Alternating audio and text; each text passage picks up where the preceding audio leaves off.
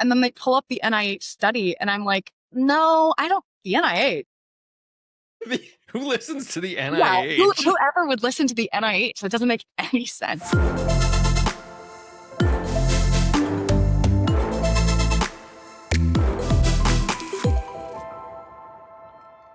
Hello, everyone, and welcome to A More Perfect Podcast. I am your host, Mike Winson. Today, we are going to be talking about what it's like to bang your head against the wall mercilessly, specifically when you've got to talk to people on the right. Hello, Meg. Thanks for being here today. I appreciate it. Hi, thank you so much for having me. I'm really excited to chat with you. Yeah. So first off, wow, the world is coming to an end. How are you doing with the world coming to an end? How are we all doing? Day by day, it just varies. You know, some days you wake up and you feel like you're ready to conquer the world and take on everybody. And some days you're just like, I just want to shut off my phone and bury my head and not even think about it. So it fluctuates constantly. Yeah. And you're in DC, right? Yes, in DC proper. I got to ask, because you're the first person in DC that I've gotten a chance to talk to. Is DC like so much better now that we're spending all of this money? Oh my God. And this is something I've gotten into arguments on lives with, which in that live you popped into, I got into an argument about it actually. Crazy that people in flyover states think they know all about the crime in the city that some of us live in. It's insane. But no, I mean, every city has crime. Every city, there's neighborhoods. Yeah, maybe don't walk all the way alone at night. You know, that's a city. There's a lot of dense population of people, but not nearly. I mean, I think they compared us to Baghdad. It's insane. The same people, ironically, the same people who tell me like DC is so messy and dirty and disgusting are the same people who think the amount of money I'd pay to live here is outrageous. And it is so expensive to live because it's a gorgeous, beautiful city. So it's like the same people that are like, you pay that much money, that's insane, also think it is literally a crap hole. So it's like, I don't know how those two can be true, but no, it's not better at all. I pass the National Guardsmen constantly on my way to Trader Joe's. And they're just standing there. They're just chilling, man. Just chilling constantly. I asked some of them if they would help me move. I recently moved into a new place and I passed them. I was like, are you guys busy Friday? Like, can you help me carry furniture? And they were like, sorry, like we're not going to be here anymore. And this was the day after Trump extended their time here. So I was like, yes, you are. Like, what do you mean? You're literally, some of you, tell your buddies. Like, I just need bodies. They chuckled at that. And now we're dealing with it in Portland and Chicago and somewhere else. I forget where else. Which obviously I don't live in those cities, but from what I've seen, insanely more concerning, honestly. Like, we didn't have people dropping here in the middle of the night. You didn't have Black Hawk helicopters flying around and people coming out of them? What? No. Well, so where I moved from my last apartment was actually in Columbia Heights, which is, if you've seen that video of the like neighborhood people chasing ICE away, that was literally my street. Very Hispanic community, very Black community. And they targeted that neighborhood day in, day out, constantly posted up on every corner, doing nothing still. Sure. Just threatening presence. It was just, it's just gross. And then me as a privileged person in this scenario, being a white girl, I can walk by them and say something, or I can record and stand there and not feel threatened. But I got into a lot of conversations with neighbors about it. And it's just scary to live where you live, which is just inhumane, disgusting. So obviously, as you even mentioned, we are both privileged white people in this country. What got you into deciding to do the kind of content and deciding to walk into some of these super hostile spaces and do what you do? Because I do want to point out, if we'll be linking all of her stuff below, the video of you after being in there, I tried not to laugh too much because I also felt really horrible because you're like, I feel like I'm getting rashes everywhere. I had a stress rash. I've never gotten a stress rash in my life. And I just felt hot everywhere. I was like, oh, it was so bad. But I meant it. I actually had a real stress rash from talking to her. So what got you into doing this? What made you decide to not only start the content, but then go, you know, I'm gonna go into hostile spaces? Yeah. As cheesy as it's gonna sound, I don't think I chose it. I think it kind of chose me. in an ideal world, I would not put every waking thought I've ever had in my mind on the internet to be picked to pieces Mm. about the most polarizing topics. It's not always fun. It doesn't feel great. Like, you always get nervous anytime I hit that post button. I don't know what to expect in return. I don't know what those comments are going to look like. Feel Um, that. yeah, nerve-wracking, not fun. And again, like, it's every inner thought posted to the public for everyone to have an opinion on. Um, it's not fun. But I started making political videos around the election. I was so frustrated because I was in talks with extended family members and who live in like those flyover states. And Mm. I just actually couldn't believe like what I was hearing.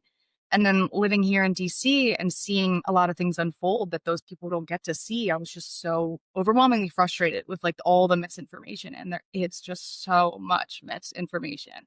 You open your phone in the morning and you're just flooded with it. And it just was so disheartening that I made a couple videos about it and people liked them. And I mean, in content creation, you lean into what your base likes. And I did that for a little bit, but really, I mean, my content fluctuated for so long because I would be passionate about something, hear something, make a video. And then if, like I said, sometimes you just want to bury your head, maybe the next week I just want to post about going to get coffee. Which you Sometimes, did. And a sometimes, sandwich just recently, if I yeah, remember yeah, correctly. bacon, egg, and cheese. Yep. Yeah. There are days that, I would post about going to get coffee or if you're going to the dog park or something. But the reality is it affects everything right now, and there's not a day where there's not a thought on my mind about it. So if I'm Yeah. just posting what's on my mind, it ends up being about politics because it affects everything in every waking moment of life. Yeah.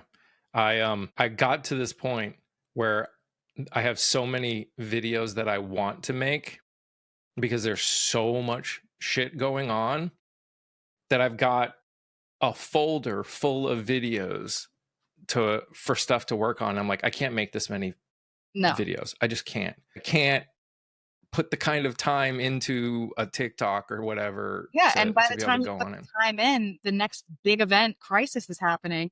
So you have to stop. Especially this Yeah, administration. you have to stop that, and you're like, "Oh, well, never mind. Like, what do I pick? What is more important?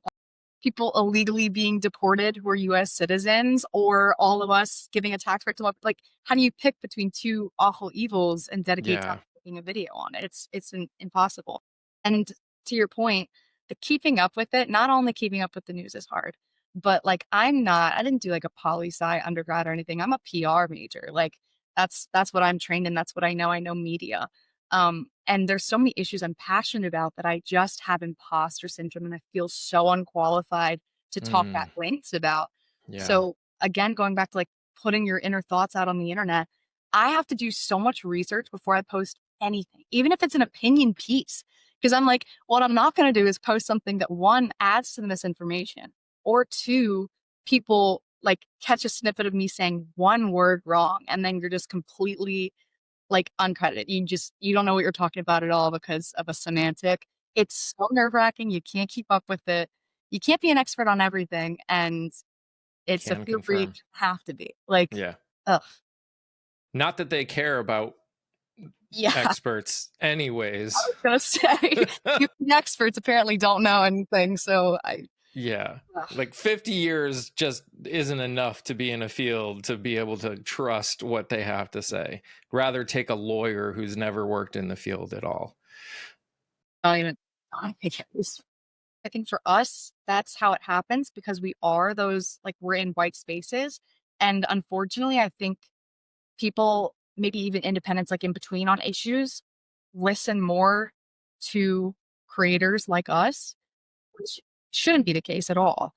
But I think if somebody sees my face when they're scrolling through their TikTok and they have opposing beliefs than me, they're far more likely to take me as a credible source Mm, or someone who's maybe a person of color or, name it, anything else, honestly. And it's just, I mean, the fact that I'm a woman, little down step, I lose some people there. But yeah, I think that's for both of us, I think that that one always that still just bugs me. There's a content creator. He calls himself like the king of betas. He debates alphas. yeah. The people that consider themselves alphas are just, I Could you imagine? cannot. I cannot even fathom the mindset that these guys are spewing on just a regular basis.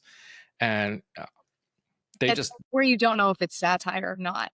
I come across so many lives that I look at and I'm like, this has got to be like they're joking, you right? gotta be joking. And Yeah. then say something and you're like, oh, you're not joking. Like, you're serious. You mean that with Yeah. your chest. Okay.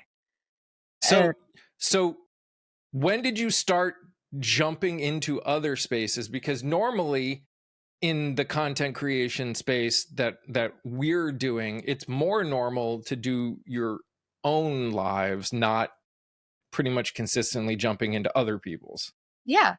I think so. I would love to host my own lives one day. But again, I personally don't feel qualified enough on everything ever to be able to defend everything ever.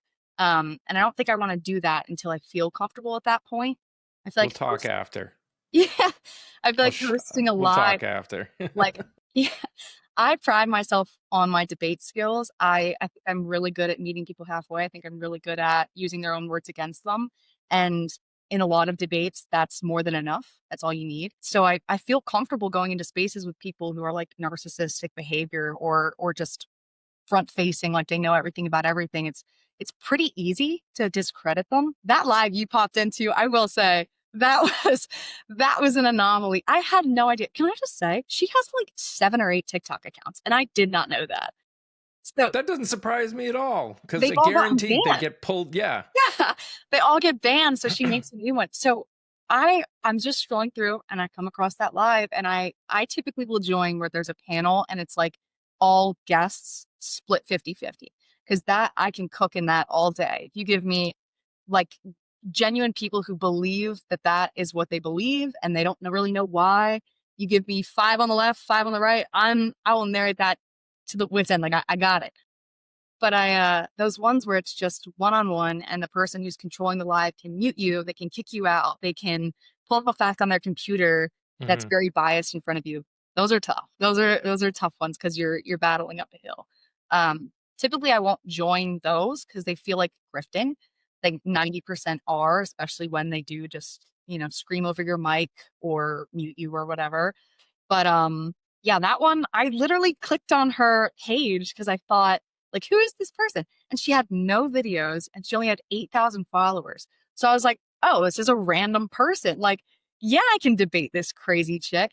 And then once I post that video, come to find out she's like known in the space and super controversial and she does this for a living. I was like, okay. So I really strolled myself into that. Strolled right into a rage baiter. Yeah, I did.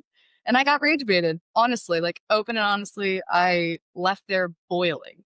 So Okay, so the next question comes. There's a lot of debate on our side of the aisle about whether or not we even should be in those spaces, especially ones like that where she had no desire to be convinced, to listen to you. The only purpose was to hear what you had to say just so she could snap back and get a gotcha moment.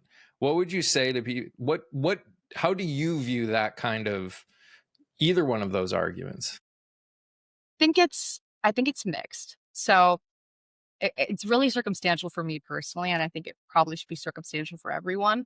Again, like if I would have clicked on her page and I would have seen 100,000 followers and videos, and I'm like, this is so biased. This is what she does. She's making a paycheck off of this. I'm not going to join that live. Right. I will stream record them and then I'll make a video afterwards where I fact check her, which I've been doing as of late. My biggest thing and the thing that I think supports that argument if we shouldn't be in those spaces specifically is when I join those lives, I will explicitly say, like, do not give me any gifts if you support me, because those gifts get split and that creator earns off of my talking points. Even if people are in that live agreeing with me, they're now making a check because they're rage baiting me. So I've gotten booted out of a lot of them really quickly because the first sentence that always comes out of my mouth is really quickly, like, if any of my followers in here do not give me any gifts, and they just kick me right out. And I think that proves in itself that you're grifting. Like, Yeah. if you're not excited about somebody pouring money into your live stream, then you're just obviously ill-intentioned. What I struggle with is when people say, you shouldn't be talking to them at all or debating with them at all. And As hard as it is, I know it's so painful. I do think it's necessary. Um, those ill-intentioned people aside, I think I started going into lives partially because I wanted to hear what their talking points even were. I mean, it sounds so ridiculous when we hear news bites and we hear what the right is saying. As you and I were kind of talking about earlier, you can't fathom it. It's like, is that satire? You can't actually believe that. And part of what you need to be able to debate those topics down or to be able to cater to that audience and bring them over is to understand where they're at. And I think that's needed. So those lives have given me an insight, not even joining all the time, but just watching them has given me insight of like, okay, so you guys think this spending bill is giving healthcare to illegal aliens. Why? Like, and you hear them talk about it and you're like, I could easily discredit that, but I Yeah. didn't even know that that's why you thought that. Right. So I don't know. I think that's kind of my, I think the only difficult part for me is there's a feeling, at least from my experience, where most people, you can almost tell the second they say their first sentence whether they're actually going to listen to you, because I can discredit 90% of what they say, but they've just decided that I'm a lefty who should never be listened to because I'm destroying the country, and all I say is lies. yeah. I had someone message me after a live I was in yesterday, actually. Someone who wasn't my follower until yesterday after that live. But we kind of like shared wisdom about being in those lives. And they said, you really just need to think around what their talking point's gonna be and not let them back you into a corner. And it's kind of rage baits them back unintentionally if you don't give them that soundbite. And I think I honestly think they discredit themselves at a point. Like, I listened to someone else debate the girl whose live I was in last week, and I just was not in the live at all, but just watching it. And he did exactly that. You just kind of pause, and that pause when they say something, and you're not defensive. It's just kind of more stunned. Like, you Mm, actually believe that? You really really? Like, that's what you think? Um, they get on the defense all of a sudden. Like, it's their live and they're supposed to be controlling this narrative, but when you don't bite into that and you just kind of go, uh, keep your calm, like that that doesn't make sense. What are you talking about? Then they suddenly get flustered, they get upset. Why aren't you giving me my rage bait clip? Um, but I hear you. I hear it you can tell the second you pop into a live who's who. And that honestly for me delegates whether I go down the actual educational path about like, let's meet halfway. I want to hear what you have to say and I'll let you hear what I have to say. Or I'm not going to give you your sound bite, but I am going to sit here and let you make a fool of yourself for an hour. and I did see something, I think it was just this morning, about you, the frustration that you had when you wanted to troll Yeah. and your followers weren't making it possible for you to Yes. troll. Oh, I love my followers so much. But like my past couple videos have been like, all right, fine, I'm just gonna rage bait these weirdos. Like if I pop into a live and they're clearly grifting and they're clearly rage baiting, I'm gonna do it right back. And everybody seemed on board with it. And then I'm in a pro-choice, pro-life argument, and they pull up a study by the NIH, and I was debating them on the most simple points of their argument. Like Yeah. I was like, that's not what human life is defined as. And they were like, no, it is. That's not what we're debating. And I was like, that is what we're debating. And they were like, that's not true. And then they pull up the NIH study, and I'm like, no, I don't. The NIH. Who listens to the Yeah, NIH? whoever would listen to the NIH? That doesn't make any sense. So they got so upset with me and they're like, this is ridiculous. But at a point I did leave because I had so many of my followers in the comments like, Megan, what happened to vetting these people before you join these lives? Like, these are grifters. And I was like, guys, I know they're grifters. Like, you know me. Like, come on. This is teamwork. I need you guys in the comments like, who the hell would believe the NIH? Yeah. That's ridiculous. Fake study, fake news. So amazing. I wish I was in there watching it. That would have been the funniest thing ever. Yep. Yep. It's there are times where it's fun, and then there's times like the last 3 days where I have spent the last 3 days explaining why not voting for a bill that you had no part in does not make the government shut down your fault. At least 200 times in the last 3 days, I've had to make that explanation again. Ugh, I got in my comment section with somebody who was actually pretty well intentioned, I would say, but their first comment was just so wildly inaccurate. And it was like, what in God's green earth are you talking about? And I usually don't argue in my comment section, but it became kind of like a paragraph back and forth. My recent video about explaining like how the votes in Congress go, like between the House and the Senate. I was like, no one, you guys just don't even understand what you're talking about. You hear some Fox News anchor say the Dems did it, and you're just like, God, they shut us down. Like, Or Mike Johnson or yeah. JD Oh God, Vance. did you see the live stream earlier? The podium when they zoomed out, the podium had a massive sign that said the Democratic shutdown. I have never been so. I mean, I was watching them speak and I was like, this is crazy. This is loony bin. And then they walk away, zoom out, podium. I said, oh my God. It, Oh my the God. the level of childish is beyond me. I don't. Does do you guys in DC notice a shutdown more? Yeah. Well, there's pros and cons. There are a lot of pros to happy hours. All the businesses around here will have discounts for all government employees. So like Mm, there's an Instagram page that's really popular here called Washingtonian Probs. And it just kind of posts about everything going on in the district. And they put something that was like, all right, guys, shutdown time. What businesses are doing deals? And all the brands are in the comments, like, and pizza is like, we're having 40% off all our pizzas. there you go. The streets are quieter. I live really close to the White House. Not a lot of people are. I'm sorry for you. Yeah, it's usually very nice. Yeah, there's a lot of people just not out and about, but Mm. I don't know, a good amount of them are still essential workers. Like I have friends that work on the Hill and stuff, and they're still going to their job. A lot of them have budgets that'll still pay them out for a couple weeks until they're furloughed. So it's not drastic, but you notice it, and Yeah. just not as active with people. So just going back to the when you go into these lives. So do you believe that we actually in this current environment that we can reach any of these people? Yeah. It does feel good when you get the gotcha. I can't lie. I can't act too humble on that side. If you get a really good one and they go quiet for a second, it's like, I'll exit now. You have a Yeah. Thank you. yeah, yeah. Then that's all. Yep. No, it feels good when that happens, but I would honestly 80% of the time you're not leaving feeling great. You're leaving in a rage. I think I think there's a good way to find common ground from it.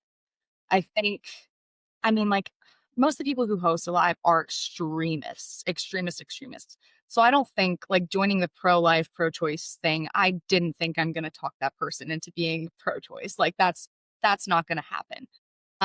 But I do think it's important. Like I'll join lives where there's 800, 900 people watching, and a lot of those people don't know where they're supposed to stand on a topic. Like they're getting fed all that misinformation that we talk about, and they truly don't know who's lying to them or who's not. And I think like I'm not talking the host off of their ledge. They're hosting this live and they're clearly adamant on it. But there's that 900, 800 audience that's listening to you, and if you make good enough points, which I did in that one woman's live, I had people in the comments like, well, that was a good point. And I'm like, yeah, because it's true. Like, thank you. So I don't think it's to talk them off their ledge, honestly, ever, especially if they're hosting a live. They are there for a purpose. But the audience is important. And also people screen clipping it or spreading it that way. Like I think there's an audience to be reached that you can at least find common ground with, or at least put a question mark in their head about what they do or don't believe. Is there a certain kind of person that would be a better choice for doing like it would be like me going into a black person space and trying to have a conversation about something that affects them based on my experience. Like if you look like us, would you suggest I mean, I think we should go into everyone's spaces because that's how we learn. But if you're going to go in and have in a debate space, like, would you suggest that you kind of stick to a space of people that look like us? Do you mean specifically with race or? it's too easy to go in and assume that you know what another group, any marginalized group, is thinking. And most of the time, we don't. Yeah, I think I get where you're going. There are specific lives that I've come across that I feel very passionately about that I purposely have not joined because I cannot relate. So literally today I was scrolling through and I'm sure you've seen them too. There's debate lives that are about like um white people being inherently racist Mm-hmm. and or that's a popular one. Or it was another one I saw today, if I can remember the name. But it was the prompt was something about black people in white people's spaces, and there's ones about repercussion, and like there's reparations, there's all these spaces that talk about that. And I would never, even if I'm in support of it, honestly, because I'm just not, I don't know about it. No amount of education of me reading anything about the racial history of our country or our world is going to make me a pro in that and living it day to day. So I think that might have been your question. So Yeah. no, Yeah. I would not, anything I wouldn't consider myself able to speak on. I wouldn't, it would just discredit me, I feel like. Yeah. Yeah. It's definitely hard because I think for me personally, I'm one of those people that is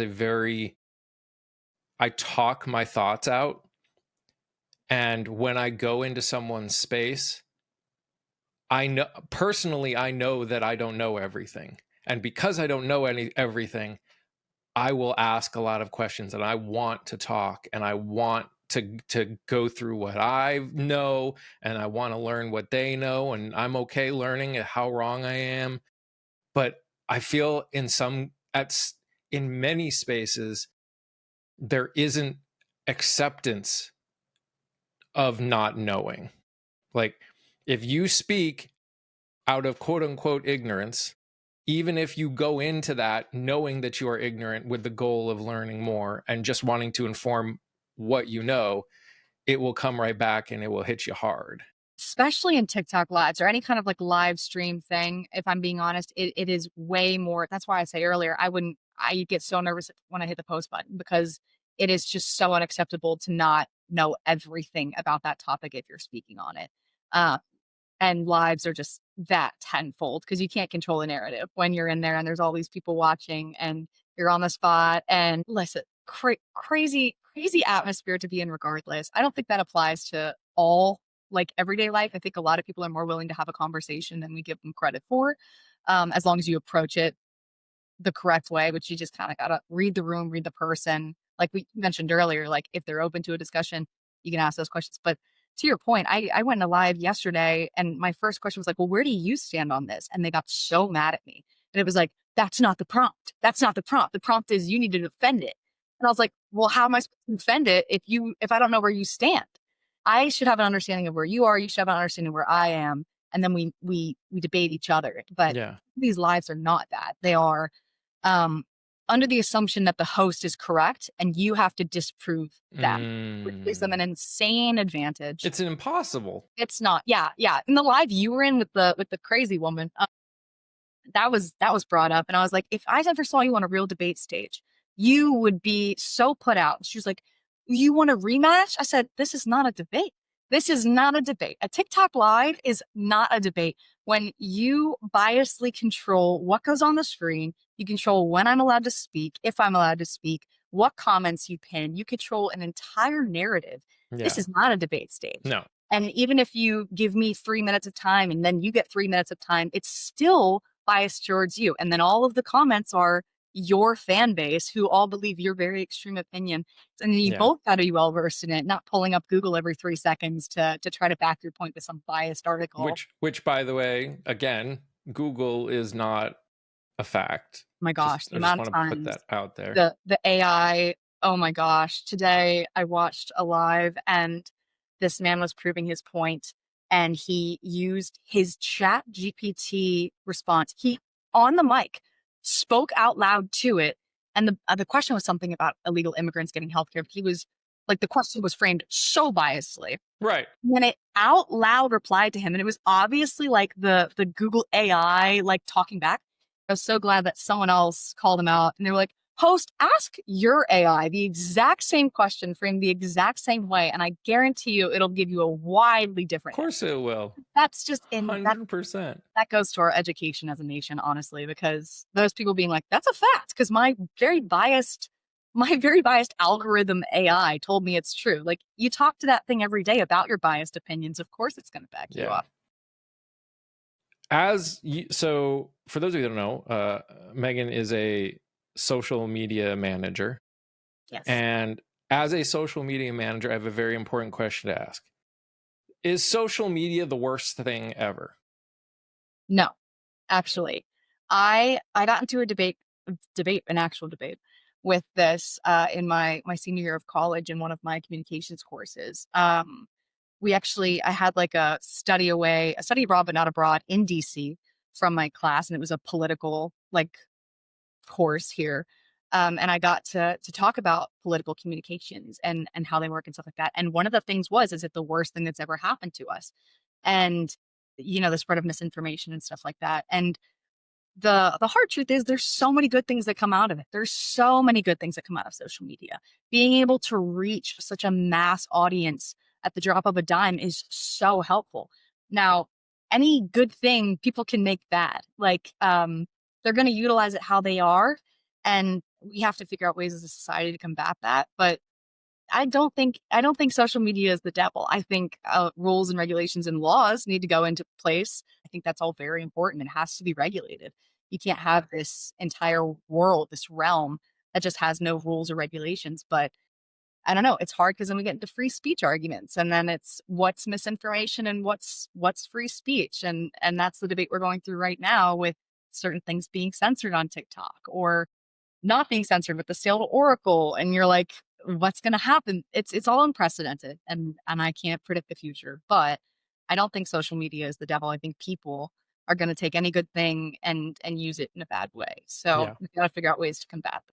To be fair, I never actually thought it was the devil. You're the first social media professional that I've gotten to interact with, and I've had plenty of other discussions with people that have thought it was the worst thing ever. So I was like, A lot of people do, and that's why I mean it was literally a topic of debate in that course, and you had to kind of defend it.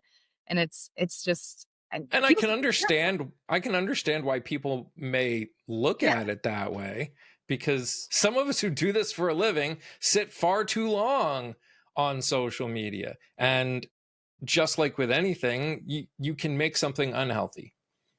Yeah. You can I want to put this out there to everyone. You can exercise too much. Yeah. You can read too much. You can do anything that is out there too much. That doesn't make it bad. It definitely. Now, I would be willing to make an argument algorithms and the way we use them in capitalism is probably one of the worst things to ever happen. Yes, which goes into the unregulation portion and how companies are allowed to pitch it to us and how they're allowed to speak to us on it, which that we could get into that all day.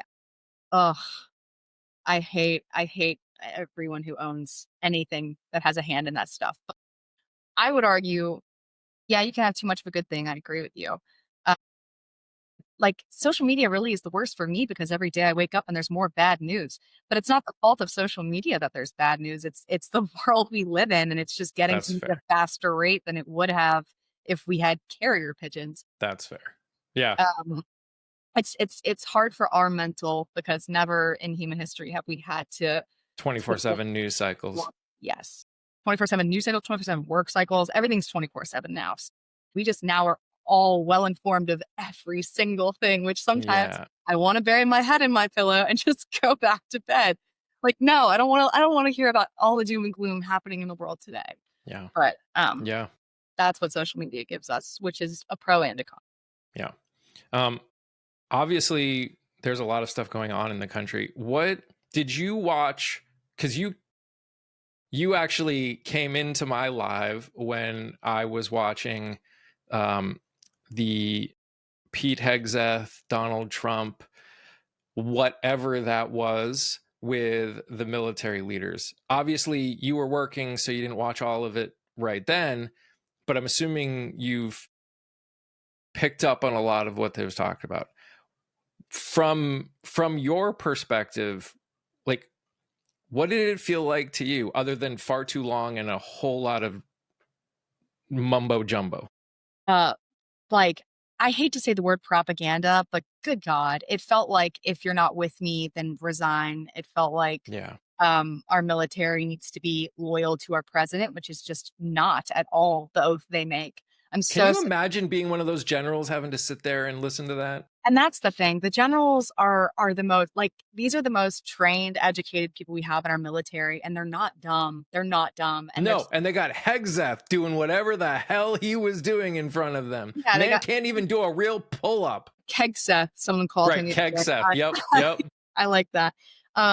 They got Kegseth, and then they have an obese draft dodger talking to them as their commander in chief. And I just the insult to our military, honestly, I, I would be boiling. And they're all professionals for sitting there like they did. I know they have to, but they could boycott that in a much bigger way. And I think someone made a video about the silence coming in, the silence leaving, and there's debates back and forth right now about, well, they weren't allowed to clap, they weren't allowed to whatever.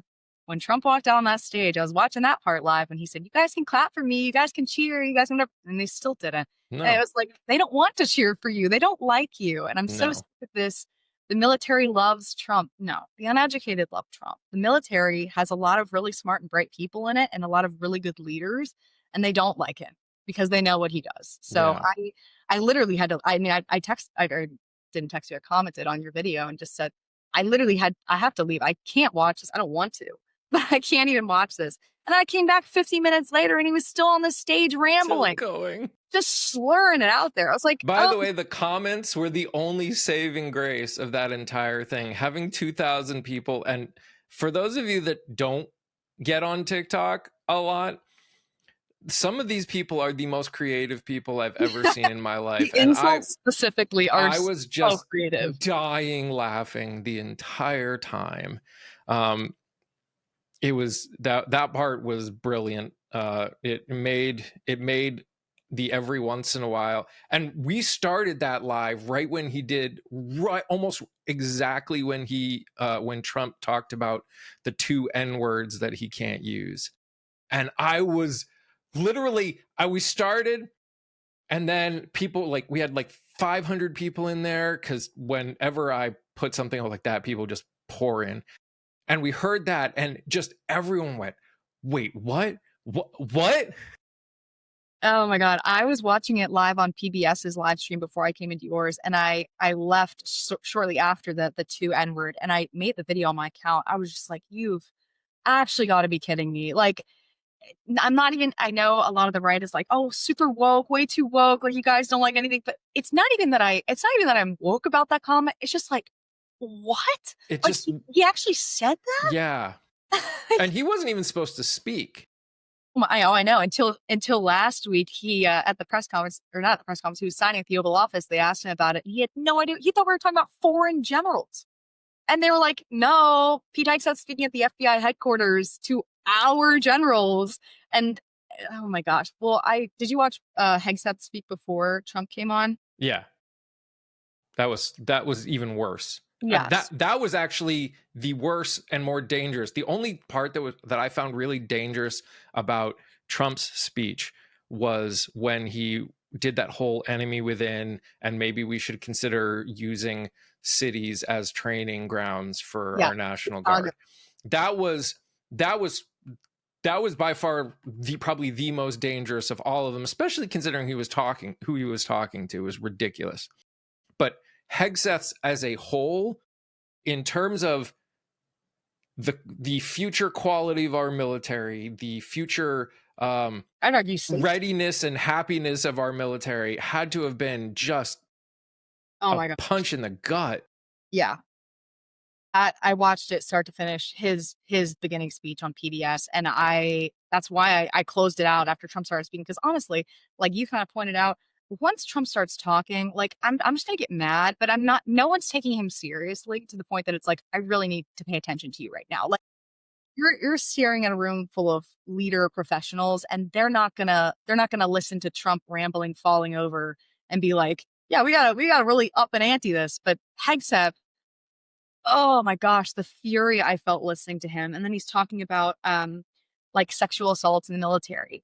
And you have women generals in that audience sitting there going, "What? Like they're not allowed to be anonymous complaints anymore? Like any company in the world, you can file an anonymous complaint to your HR. That there's a reason for that. What an idiot." And it's Yeah. because, frankly, people like him want to get away with things that they're not going to be allowed to like he wants to get away with more. He wants to be able to commit more crimes. And Yeah. you're like, yeah, gosh, And the whoa. crazy thing about it, and this shows just what a bonkers world we're living in. So since January 2025, we have seen Tucker Carlson arguing against half the things that the Republicans are doing. We've got Candace Owens now, we're arguing against the things. I saw Matt Walsh be pissed off at Keg's Breath because he said no beardos. And I'm like, what planet are we on? I did this in I have a whole clip. You've Yeah. probably seen the clip of us doing the same thing. It just keeps getting worse and worse. Now I'm sitting here like, Matt Walsh, I am agreeing with Matt Walsh. Yeah, The world must be over. I made a TikTok today. I drafted it, of course, but I made one today because Theo Vaughn even put out a video that Homeland Security used a clip of his like making a joke at an illegal immigrant or someone talking about their illegal immigrant. That was the Pokemon one, right? Mm-hmm. He's in the parking lot. Well, he came on today and was like, "I'm getting all these hate comments because Homeland Security used my video," and like, I don't have anything to do with all of that. And it's like, one hand, listen, we can play the blame game later, but on one hand, you did host him on your podcast and you did advocate for him to get elected. So you kind of do support this. But okay. Then I found out his dad's an immigrant and I was like, oh my gosh, like, listen, yeah. And I also want to point out, because I found this really funny, we did our research on Pete Keg's Breath in a couple days ago. He went to Princeton, which is, I always find hilarious that how everyone over on the right gets off all these Ivy Leagues. And it's like, he went to Princeton and he got a liberal arts degree.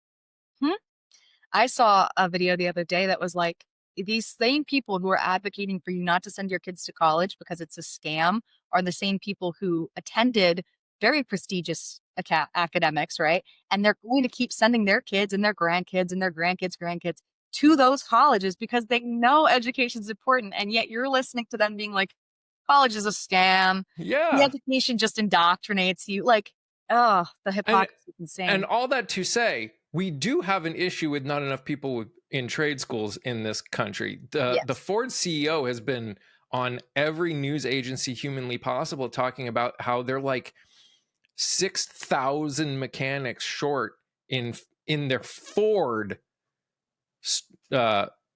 dealerships.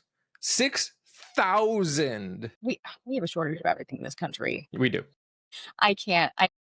We do.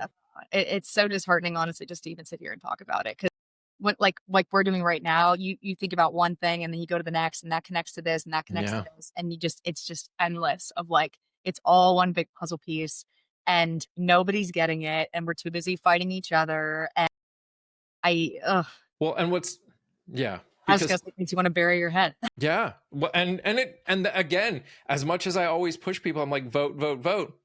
I also can completely understand why you have the desire to bury your head, because I do probably every other hour. Yeah. I'm like, you know, really, I said at the beginning, it completely fluctuates. I will see something, I'll get so passionate and I'm like, I'm going to get out there. And then 2 hours later, I'm like, the world is ending and I can't do anything to stop it. And I'm going to curl back up and just mind my business. So there's always been a problem with American exceptionalism in this country. I don't know how many times I've heard people be like, America's the greatest place ever. We've got freedoms. And I just want to be here like, we got freedoms. Where? Please tell me where. And also tell me how, BIPOC people feel about freedoms in this country. But so I feel like what we're trying to do now is we're fighting this idea of American exceptionalism that people don't want to let go of. And that's why when we say, look at this happening, they're just like, oh no, there's no way that's happening, because that doesn't relate to me. Because America is so great and the Constitution is so great, there is no way that we could become the next Russia. And yet, I subtly hint to that in a lot of my videos. The one I filmed today was almost solely on that topic that I drafted. I did not post anything today. I said I don't have the bandwidth to filter out my comments today and PR that. It's hard. It's hard because we're raised to believe that. Our education system, especially public schools, is raised to believe we are the best country in the world. And I understand to a point why we believe that. We're a very young country. We're a very powerful country. Like, I get it. But I don't think the average civilization collapse is estimated to what, 250 to 500 years? We're at 249. Like, it's not insane to think every other region in the world goes through cycles like this, and they can collapse if you don't protect it. And I don't think people will understand that, unfortunately, until it happens, which is really disheartening because I think currently the narrative, especially with Antifa and all this stuff, is that the left is like domestic terrorists and we hate America and we want to abolish everything that America stands for. And it's so painful because I think quite the opposite. I love America. I love the idea that America was built on. I love living in a country that's supposed to be free and I can talk about anything I want online and not have repercussions for it. I love living in that society, what it's supposed to be. But that is just not where we are. And it breaks my heart to wake up and see people online talking like, oh, our president sitting there saying that half, if not more than half of the US population are terrorists and we need to be gone because we disagree with something he said or did. And it's just so anti-American that it boggles my mind. And to go back to your point and your question, I think a lot of people are raised to believe that. I think it takes more language, kind of like I just said, of saying like, I love America and that's why I want it to be better. In my comments, I get so many people saying, if you hate it so much, then just leave. And my response is always, I love it so much. And that's why I can't leave. yeah. Because I'm not going to run off to another country and enjoy my life there. I would love to raise kids in this country and them enjoy their life and them have freedoms that my parents were granted. Yep. There's a fallacy of every government. Our government is no exception. I do not. believe there's a lot of things that we consider free and they're not. And we're hiding behind a blanket of them. I get that. I know we don't live in a perfect world, but it just, to hear people say, if you disagree with anything, you're not an American and you don't like America and all that stuff, breaks my heart actually. Cause we all know people who've served in our military or work as police officers or work as firefighters or teachers, like, and they want this country to be great and to just be shot down immediately because you don't agree with a very extremist idea of where they want the country to be right now is just ridiculous. Did you like this country when Biden was in charge? And if the answer is no, and it's like, well, why didn't you leave? Because I love this country. Exactly. Yeah, ditto. I also say that when people talk about like where the government's heading right now. First of all, just to preface, the current administration, I can't emphasize enough. I think a lot of people think the left is just being like insane about what's happening and like they're not disobeying the Constitution, they're not breaking laws. And it's like, I'm not exaggerating, it's happening. Like, this is something that has not happened in any previous administration. It's not that I don't agree with his policy, it's that he's bypassing Congress to declare war on cities within the US. That's insane. But I always make that point, like, I'm okay to fight for this because if our democracy worked correctly, there will come a time where the left is back in power. And then it will repeat where we try to get policies passed. And even if the fallacy of voting doesn't work and nothing actually gets passed, that fallacy will still remain true. Like, the left will be back in power. I'll vote for a president again one day. I would love to see that day come. I can stick it out for 3 years. That's fine. But the problem right now is I don't know if I see that day coming. I don't need to be a doomsday alarmist. No. Like, I want to see the day where I can vote for another president that has my beliefs again. And how would they feel, to your point, if Biden was in office right now and all of this was happening and he was controlling a power and making it essentially a monopoly, our checks and balances become a monopoly. But imagine if that was the left, like they'd be literally, I mean, I was gonna say they'd be in the streets, but they literally raided the Yes. Capitol just because of the election outcome. Yes. Well, I can't even imagine where they'd be right now if this was happening to them. Yeah. But I do want to just quick jump in before, because we are near the end.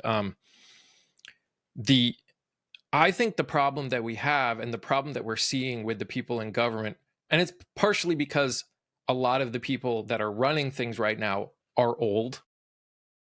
We are going through, when we say unprecedented, when people hear unprecedented, I think a lot of people filter that and go, oh, we hear that all the time. I don't think you guys understand. The last time that we even got a sliver of what we are dealing with right now, there was a civil war. There has not been this kind of overstepping, ignoring, changing in how things have done. You realized how much our government ran based on status quo, ran based on, what was the term they always use, like decorum and all this other stuff. Like there's even the fact that we've got a Congress where the majority decides the rules of Congress. Like, I'm not sure until I started doing this regularly that I understood how batshit crazy that idea is. It's like, make rules that everyone needs to run. You don't change the rules around. How did we even get it? And the last thing that I will say is, I've also seen people argue about how America now isn't what the founding fathers, designed. And my response is, yeah, it's not. You know why? Because we changed it. Yeah. Society changes. The society is so different from back then. Of course, this isn't what the people that made our country were rich white slave owners who all were lawyers, or 90% of them were lawyers. Like, it's a different world we live in. So yeah, this country is going to look different. We were less of a democracy when this country was created than we became. You're speaking too much history for the I know. Well, it's at the end. The people that probably would hate what I just said wouldn't make it this far into the podcast. You're making too much sense right now. I Um, know. Yeah, I think overstepping is the perfect word. I think the lack of decorum that's in the White House and in the Capitol has transitioned into real life. And to go full circle into our media conversation, that's why there are these crazy live streams that there are. That's why it's normal to have people talking like this, because it's normal for the White House to post AI videos of immigrants being deported. It's normal for them to post a clip of Theo Vaughn. It's translated to all the media. It's translated to how we speak to each other. It's sad, but it is a lack of decorum. I can't wait for the day that I feel class come out of the White House again. Mm-hmm. To your lack of decorum, I mean, not that long ago, less than 10 years ago, I guess 15, 20 now, we had Obama and Romney. We had McCain. Both sides love McCain. What a class act. We had McCain literally defending Obama in a town hall. Yeah, saying you can't. The woman spoke, and he said, I wouldn't say that. He's not. He is a good person. We disagree on a lot of things, but he loves this country. Yes, and he will do, if he wins, he'll do great for this country. He'll do his best. That to hear that now feels like a movie. Like, yeah, it's insane to think that that used to be what it was, and it's sad that my adult life I haven't known that. I would love to go back to that, but I really do worry for a post-Trump era, and what it means for our country and how we go forward. I'm not an expert. I can't tell the future, but if only. yeah, I would like to know it ends well. Knock on wood. Yeah. Well, Megan, thank you so much for spending this time with us. This was an awesome conversation, and I was serious that we should definitely do this again and talk about other things. This was a lot of fun. I can ramble for hours. Yeah, same. Is there any place that people can find you if they want to find your content? Yeah, I'm at Meganator, MEGANATOR__ on all my social medias. So I make it easy, but TikTok is my primary political platform. Awesome. Again, thanks for hanging out. For everyone that got this far, you guys are amazing. This podcast would not exist without the support of you guys. And this coalition, this community that we're making is one that where conversation, hard conversation, learning to grow and move together is something that is just so important and needed and severely lacking. So thank you all for being willing to spend the time to listen, to learn, to disagree, and understand that that is okay. And thank you for hosting it. Yeah. Well, thank you. Again, thank you everyone for listening, and we'll see you next time on a More Perfect Podcast. Bye, guys.